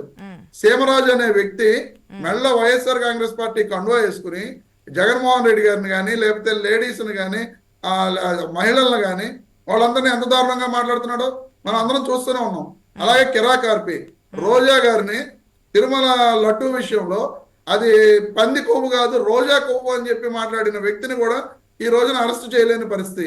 ఈ రోజున మరి వీళ్ళందరూ కూడా మేము నైతిక విలువలు పాటిస్తున్నాం, మాకు అన్ని పార్టీల వాళ్ళు సమానమే, ఏ పార్టీ అయినా ఒకటే, మాకు మేము ఏ పార్టీ వాళ్ళ మీద అయినా సరే చర్యలు తీసుకుంటాం అని చెప్పి చంద్రబాబు నాయుడు గారు పవన్ కళ్యాణ్ గారు స్టేజ్ల మీద చెప్తున్నారు, మీటింగుల్లో చెప్తున్నారు, అసెంబ్లీలో చెప్తున్నారు. కానీ ఆచరణలోకి వచ్చేటప్పటికి ఎక్కడా కూడా ఆ విధంగా చర్యలు తీసుకుంటున్న దాఖలాలు అయితే ఎక్కడా లేవు. ఆ మహేష్ అన్న నవ్వుతున్నాడు. అడుగుతున్నా మహేష్ అన్న మీ పవన్ కళ్యాణ్ గారు చెప్పడం జరిగింది ప్రతి ఒక్కళ్ళ మీద చర్యలు తీసుకోండి అని చెప్పి. ఎక్కడన్నా ఈ విధంగా మేము పోస్టులు పెట్టిన వాళ్ళం, ఇంత దారుణంగా అసభ్యంగా పోస్టులు పెట్టిన వాళ్ళ మీద మీ జనసేన వాళ్ళైనా సరే టీడీపీ వాళ్ళైనా సరే ఎక్కడన్నా ఒకళ్ళైనా అరెస్ట్ చేయడం జరిగిందా? ఒక్కళ్ళైనా రిమాండ్ పంపించడం జరిగిందా? మా పార్టీ కార్యకర్తల్ని మీరు కొట్టడం జరుగుతుంది. రమేష్ గారు ఒక క్లారిటీ ఇవ్వండి, శ్రీరెడ్డి గారు మీ పార్టీయేనా? మీరు అంగీకరిస్తారా? మేడం గారు, శ్రీరెడ్డి గాని బోరుగడ్డ అనిల్ గాని జగన్మోహన్ రెడ్డి అభిమానులం మేమని మొన్న కూడా శ్రీరెడ్డి గారు క్లియర్ గా స్టేట్మెంట్ ఇవ్వడం జరిగింది. జగన్మోహన్ రెడ్డి గారి మీద అభిమానంతో ఇవన్నీ మాట్లాడటం జరిగింది తప్ప రమేష్ మీరు కూడా శ్రీరెడ్డి గారి స్టేట్మెంట్ కూడా వింటారనా? మీరు అలాగే ఇప్పుడు మీరు చేస్తున్నప్పుడు మీ మీద కేసులు పెట్టినట్లు మేము విన్నామండి, మేము అందరి స్టేట్మెంట్స్ వింటాం కాబట్టి శ్రీరెడ్డి స్టేట్మెంట్ కూడా నేను విన్నాను. ఆవిడ ఏం చెప్తున్నారు, బోరుగడ్డ అనిల్నే మా పార్టీ కార్యకర్త అని చెప్పి స్వయానా సొంత పార్టీలో చెప్పుకున్నటువంటి నాయకులు నన్ను చెప్పుకోవడానికి మీకేం కష్టం వచ్చింది? అదే విధంగా సిద్ధం సభలకు సంబంధించి రమ్మంటే ఈ విధంగా అన్న వాళ్ళకి కూడా అధికార ప్రతినిధులు ఇచ్చారు, ఎందుకన్నా ఇట్లా చేస్తారు అని చెప్పినటువంటి స్టేట్మెంట్స్ నేను మొత్తం వీడియో చూసా. అంటే ఒక్కరిదనే కాదు అందరే చూస్తాం కాబట్టి ఫ్లోలో శ్రీరెడ్డి గారిది కూడా చూడడం జరిగింది. చెప్పడం జరిగింది. మీకు మహాసేన రాజేష్ గారి విషయం అంటే మా పార్టీ కార్యకర్తలు అన్నారు కాబట్టి ఒకవేళ డిబేట్ చూస్తే ఆవిడ కూడా కాస్త ఫీల్ అవుతారు కదా, అరే మా వైఎస్ఆర్సీపీ కార్యకర్త అని చెప్పి గుర్తించారు అనేది. నేను అదే చెప్తున్నా మేడం గారు. ఇప్పుడు మహాసేన రాజేష్ గారి విషయంలో నేతల నాని అనే ఒక వ్యక్తి యొక్క భార్య నేతల శాంతి గారు అనే ఆవిడ కేసు పెట్టడం జరిగింది. నా ఫోటోలను మార్పింగ్ చేసి నా మీద రకరకాల పోస్టులు పెట్టారు అని చెప్పి. మరి అదే కేసులు కదండి ఇవన్నీ కూడా. వీటిలో వీళ్ళందరినీ కూడా అరెస్టులు చూపిస్తున్నారు, రిమాండ్లకు పంపిస్తున్నారు, థర్డ్ డిగ్రీ ప్రయోగిస్తున్నారు. ఆయన టీడీపీ యొక్క అధికార ప్రతినిధి. సత్యనారాయణ గారు ఒక నిమిషం మీకు టైం ఇస్తాను, ఒక నిమిషం. బెస్ట్ ఫ్రెండ్స్ అయ్యండి ఎందుకు కేసులు పెట్టుకున్నారు సార్ సత్యనారాయణ గారు? అదే మీకు తెలియని విషయాలు ఎక్కడ ఉంటాయి. బెస్ట్ ఫ్రెండ్స్ ఒక ఆర్గనైజేషన్ లో పనిచేశారు వాళ్ళు. సత్యనారాయణ గారు నాకు తెలుసు, మహాసేన రాజేష్ గారి గురించి తెలుసు, నేతల నాని గారి గురించి తెలుసు. మీరు వాళ్ళిద్దరు వైఎస్ఆర్ ఎలా పనిచేశారు, ఆ తర్వాత మహాసేన రాజేష్ గారు మీ పార్టీలోకి వచ్చారు. బాబు గారి విషయంలో చెప్పింది తప్పు. ఇందాక రమేష్ గారు చెప్పారు. నోట్ చేసుకోండి సత్యనారాయణ గారు, ఏదైనా ఉంటే నోట్ చేసుకోండి, మీకు టైం ఇస్తాను, మీ టైంలో మీరు మాట్లాడతారు కానీ ఇంటరాప్ట్ చేస్తుంటే సమయం కిల్ అయిపోతుంది. ప్లీజ్ సార్ అప్పుడే చెప్పండి, నేను మాట్లాడిన తప్ప ఒప్పులు అనేవి. ఇప్పుడు క్లియర్ కట్ గా అరెస్టులు అనేవి తెలుగుదేశం పార్టీ వాళ్ళ మీద కానీ జనసేన పార్టీ వాళ్ళ మీద కానీ జరగట్లేదు. అది అవునంటారా కాదంటారా అనేది మీ టైం వచ్చినప్పుడు మీరు చెప్పండి. ఎందుకో అరెస్టులు కేవలం వైఎస్ఆర్ కాంగ్రెస్ పార్టీ నాయకుల మీద కార్యకర్తల మీద చేస్తున్నారు. ఇవన్నీ కక్ష సాధింపు చర్యలు. ప్రభుత్వంలో ఉన్న వాళ్ళ ప్రభుత్వాన్ని ప్రశ్నిస్తున్నారు కాబట్టి సోషల్ మీడియా మీద వీళ్ళందరినీ కూడా మనం ఎక్కడికక్కడ ఆపాలి. ఈ స్టేట్మెంట్ కరెక్ట్ కాదేమో, ఈ స్టేట్మెంట్ కరెక్ట్ కాదేమో. ప్లీజ్ రమేష్ గారు, మీరు ఇంత చెప్పారు, నేను మహేష్ గారిని క్వశ్చన్ చేస్తే మిమ్మల్ని కూడా క్వశ్చన్ చేస్తా. ప్రభుత్వానికి సంబంధించి ప్రశ్నించండి. కానీ వ్యక్తిగతంగా మీరు చెప్పిన పాయింట్ కరెక్టే. టీడీపీ జనసేన నుంచి ఏదైతే వస్తున్నాయో పోస్టులకు సంబంధించి చర్యలు లేవు అనుకున్నంత స్థాయిలో మనకి తెలిసిందే. కాకపోతే ప్రభుత్వాన్ని ప్రశ్నిస్తున్నందుకు కాదు, ప్రభుత్వంలో ఉన్నటువంటి నాయకుల్ని వాళ్ళ ఫ్యామిలీ మెంబర్స్ని కూడా తీసుకొచ్చి, మొన్న వైఎస్ఆర్సీపీకి సంబంధించి లక్ష్మణరావు గారు మన డిబేట్లోనే బాధపడ్డారు. మా ఫ్యామిలీని కూడా టార్గెట్ చేసి మాట్లాడుతున్నారండి, కంప్లైంట్ చేయడానికి వెళ్తే కనీసం కంప్లైంట్ తీసుకోవట్లేదు, ఇదెక్కడ ఇది మేము మాడుతుంటే మా ఫ్యామిలీ ఏం చేస్తుందని చెప్పి ఆయన డైరెక్ట్గా మన డిబేట్లోనే మాట్లాడడం జరిగింది. ఎస్, జరుగుతూ ఉన్నాయి, దాని గురించి తప్పకుండా క్వశ్చన్ చేద్దాం. కాకపోతే కుటుంబాలకు సంబంధించి వ్యక్తిగతంగా వెళ్ళి పోస్టులు పెట్టి వ్యక్తిగతంగా అనకూడని మాటలు, రాజకీయాల్లో ఉన్న వాళ్ళని రాజకీయాల్లో లేని వాళ్ళని అనే వాటి గురించి వస్తున్నటువంటి పోస్టులు ఇవి. అదే నేను మీకు క్లారిటీ, నేను మాట్లాడేటప్పుడు క్లారిటీ ఇచ్చేటప్పటికి మీరు దీంట్లో చెప్పడం జరిగింది. ప్రభుత్వానికి వ్యతిరేకంగా పోస్టులు పెడుతున్న వాళ్ళని కూడా ఇందులో అరెస్టులు చేయడం జరిగిందండి. ఇప్పుడు కేవలం ఈ మార్ఫింగ్ ఫోటోలు మహిళల మీద అసభ్యకరంగా పెట్టిన వాళ్ళని అరెస్టులు చేశారు అనుకోండి, వాళ్ళు తప్పు చేశారు కదా, అలా పెడతాం తప్పే కదా అని చెప్పి మనందరం కూడా అనుకుంటాం. అలా కాకుండా వరదల్లో 323 కోట్ల రూపాయల స్కామ్ జరిగింది అని చెప్పి పోస్ట్ పెట్టిన అతను కూడా అరెస్ట్ చేశారు. కిలో కందిపప్పులో 1/4 కేజీ లేదు అని చెప్పి చెప్పిన వాళ్ళని కూడా అరెస్ట్ చేశారు. 90తో అదే నాణ్యమైన మద్యం, అదే నాణ్యమైన విద్య వద్దు, మద్యం ముద్దు అని చెప్పి పోస్ట్ పెట్టిన వాళ్ళు కూడా అరెస్ట్ చేయడం జరిగింది. ఇవన్నీ కూడా రకరకాలుగా ఈ విధంగా కూడా అరెస్టులు జరిగినాయి. కాబట్టి ఈ విధంగా ప్రభుత్వానికి వ్యతిరేకంగా పోస్టులు పెట్టిన వాళ్ళని అరెస్ట్ చేస్తున్నారు. ఇలాగా అసభ్యకరంగా అరెస్ట్ చేస్తున్నారు. 2 పార్టీల నుంచి పోస్టులు అయితే పెట్టారు, కానీ వైసీపీ తరపు నుంచి వారిని అరెస్ట్ చేస్తున్నారు, టీడీపీ జనసేన సంబంధించిన వాళ్ళు అరెస్ట్ చేయట్లేదు అనేది. సత్యనారాయణ గారు, అందరికీ తెలిసినటువంటి పాయింటే, అసెంబ్లీలో బయట ప్రెస్ మీట్లలో నాయకులు చెప్పేది ఒకటి, బయట ఆచరణలో కనిపించేది మాత్రం మరొకటి అనేది స్పష్టంగా కనిపిస్తోంది అనేది వస్తున్నటువంటి అభిప్రాయం ప్రజల నుంచి కూడా. ఏమంటారు? మీ దగ్గర ఏమైనా ఆధారాలు ఉన్నాయా? మేడం, మీరు ఏదైతే అధినేతలు అటు చంద్రబాబు నాయుడు కావచ్చు, పవన్ కళ్యాణ్ కావచ్చు, అసెంబ్లీలో లేదంటే బయట బహిరంగ సభల్లో ప్రెస్ మీట్లో కావచ్చు మాట్లాడుతున్నప్పుడు ఎవరి మీదైనా యాక్షన్ తీసుకోండి, ఆ పార్టీ ఈ పార్టీ అని కాదు, మళ్ళీ చెప్తున్నానంటూ కూడా సీరియస్ వార్నింగ్ ఇచ్చారు చంద్రబాబు నాయుడు, మీకు తెలిసే ఉండొచ్చు. కానీ జరుగుతోంది వాస్తవ రూపంలో మాత్రం ఒక పార్టీకి సంబంధించి గతంలో వారు చేసినటువంటి పోస్టులు కానీ ఇవి కానీ జరుగుతున్నాయి తప్ప మిగిలిన పార్టీలు కూటమికి సంబంధించి వారి మీద అంత యాక్షన్ తీసుకోవడం కానీ అరెస్టులు చేయడం కానీ జరగడం లేదు. సెకండ్ పాయింట్, ఒకవేళ ఎవరైనా కేసు పెట్టి ఎఫ్ఐఆర్ బుక్ చేయడానికి వెళ్ళినా సరే పోలీసులు కూడా తీసుకోవట్లేదని చెప్పి డైరెక్ట్ గా చెప్తూ ఉన్నారు. మేడం, మనం వైఎస్ఆర్ గత ప్రభుత్వంలో ఎంతో అధికార దుర్వినియోగం జరిగిందో మనందరికీ కూడా తెలుసు. రమేష్ గారు కూడా చాలా అవాస్తవాలను కప్పిపుచ్చే విధంగా, పార్టీని వెనకేసుకొచ్చే విధంగా చాలా మాట్లాడారు. అనంతబాబు విషయంలో కానీ ఎఫ్ఐఆర్ క్లియర్ గా ఉందని చెప్పేసి మన జనసేన నాయకులు చెప్పడం జరిగింది. అది వాస్తవం. ఎఫ్ఐఆర్ కూడా నా దగ్గర ఉంది, నేను కూడా చూశాను.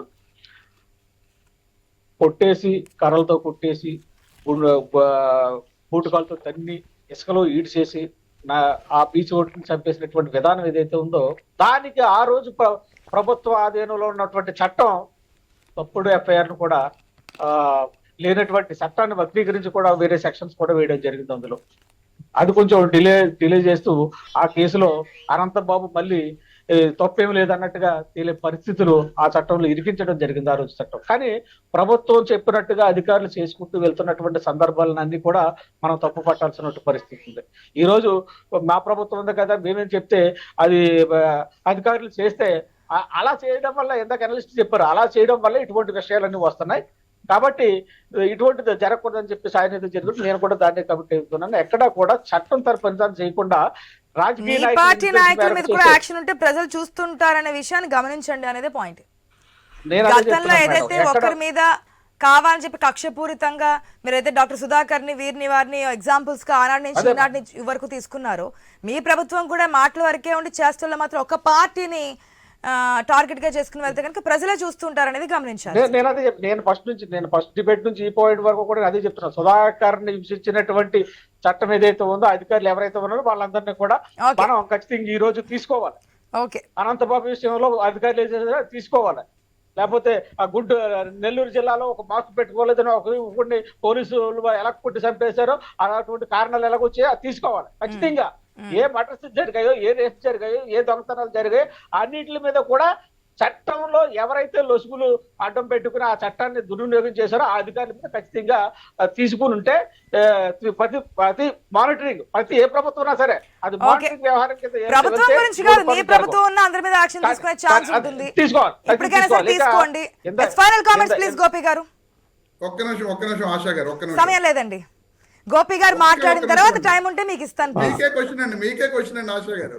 నాకు క్వశ్చన్ అయినా సరే మీకు సమయం ఇవ్వడం, గోపి గారు మాట్లాడడానికి టైం ఉంటే మాట్లాడేది నీ లోపు ఏం లేదండి. ఇప్పుడు గతంలో మనం ఈ ఫార్మాసిటీస్ లో ఇన్సిడెంట్స్ జరిగినప్పుడు మీతో నేను ఒక వాదన పెట్టుకున్నాను. మేడం గారు మీరు ఈ రోజున డిబేట్లు పెడతారు, ఇవన్నీ కూడా కరెక్ట్ అయినా లేవో మీరు కానీ మేము కానీ ఎవరో చెక్ చేయము, ఇలాంటి ఇన్సిడెంట్స్ జరుగుతూనే ఉంటాయి, అధికారులు కరెక్ట్ గా ఉండరు అని చెప్పి ఆ రోజు నేను చెప్తే మీరు ఏమన్నారంటే లేదండి వాచ్ చేద్దాం ఈసారి నుంచి అని చెప్పడం జరిగింది. నిన్న మళ్ళీ పర్వాడలో ఇన్సిడెంట్ జరిగింది, ఆ విషయాన్ని మీ దృష్టికి తీసుకొస్తున్నాండి.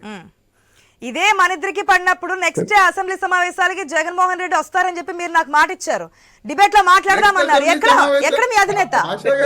ఎక్కడ మీ అధినేత? ఎక్కడ మీ అధినేత? ప్లీజ్ గోపి గారు ఫైనల్ కామెంట్స్ ప్లీజ్. ఎప్పుడు వస్తా అన్నారు? Please rewind, please rewind, please rewind. Yes Gopi గారు ఫైనల్ కామెంట్స్ అండి. అసెంబ్లీ సమావేశాలకి ఓకే, అది ఎప్పటికైనా కావచ్చేమో, మేము నెక్స్ట్ టైం అనుకున్నాము వస్తారు చూడండి అంటే. ఓకే, ఎస్ గోపి గారు ఫైనల్ కామెంట్స్ అండి. సబ్జెక్ట్ కాకపోయినా కానీ ప్రస్తావన వచ్చింది కాబట్టి చెప్తున్నాను. జగన్మోహన్ రెడ్డి గారు తన 11 మంది ఎమ్మెల్యేలతో, తన 10 మంది ఎమ్మెల్యేలతోటి అసెంబ్లీకి వెళ్ళాలి, అక్కడ జరిగేది చర్చల్లో పాల్గొనాలి. అది ఇక రామ్ గోపాల్ వర్మ విషయానికి వస్తే, రామ్ గోపాల్ వర్మ ఎక్కడో షూటింగ్ లో ఉన్నానని చెప్పాడు. సరే షూటింగ్ లో ఉన్నాడా ఎక్కడున్నాడా అది మనకు అనవసరం, కానీ తననేమి అరెస్ట్ చేయరు, అతనే వస్తాడు, అతనే వచ్చి విచారణకు హాజరవుతాడు. కాకపోతే తను అడిగింది ఏంటంటే ఎందుకు ఇంత హరీబరీగా చేస్తున్నారు, వీటి మీద ఎందుకు ఇంత ప్రాధాన్యత ఇస్తున్నారు, మర్డర్లు చేసిన వాళ్ళు బాగానే తిరుగుతున్నారు అంటే నిజంగానే ఇప్పుడు చూస్తుంటే పోలీస్ వ్యవస్థ మొత్తం కూడా సోషల్ మీడియా మీద పడింది. అది కూడా సోషల్ మీడియాలో తెలుగుదేశానికి వ్యతిరేకంగా వైసీపీకి అనుకూలంగా మాట్లాడిన వాళ్ళ మీదే పడింది. ఎంత పడింది అంటే పోసాని కృష్ణమురళి భయపడిపోయి అయ్యో నాకు రాజకీయాలతో సంబంధం లేదు, నేను రాజకీయ వ్యాఖ్యలు చేయను అని విరమించుకోవాల్సిన పరిస్థితి వచ్చింది. ఇందాక రమేష్ గారు అన్నట్టు కానీ లేకపోతే సత్యనారాయణ గారు అన్నట్టు కానీ నిజంగానే రెండో పక్షం కూడా అవతల సోషల్ మీడియాలో తెలుగుదేశం వైపు నుంచి కూడా సోషల్ మీడియాలో చాలా దారుణమైన కామెంట్లు ఉన్నాయి కూడా, ఇంకా ఇప్పటికీ కూడా అవి ఆ పోస్టులు అలాగే ఉన్నాయి. మరి వాళ్ళని అరెస్ట్ చేయాలి. నేను గతంలో కూడా మాట్లాడాను, వాళ్ళని కూడా 2-3 అరెస్ట్ చేయగలిగితే అప్పుడు ఈ ప్రభుత్వం తీసుకునే చర్యలని సమర్థిస్తారు. చట్టబద్ధంగా న్యాయబద్ధంగానే వెళ్తుంది అనేది ప్రజలు కూడా నమ్ముతారు.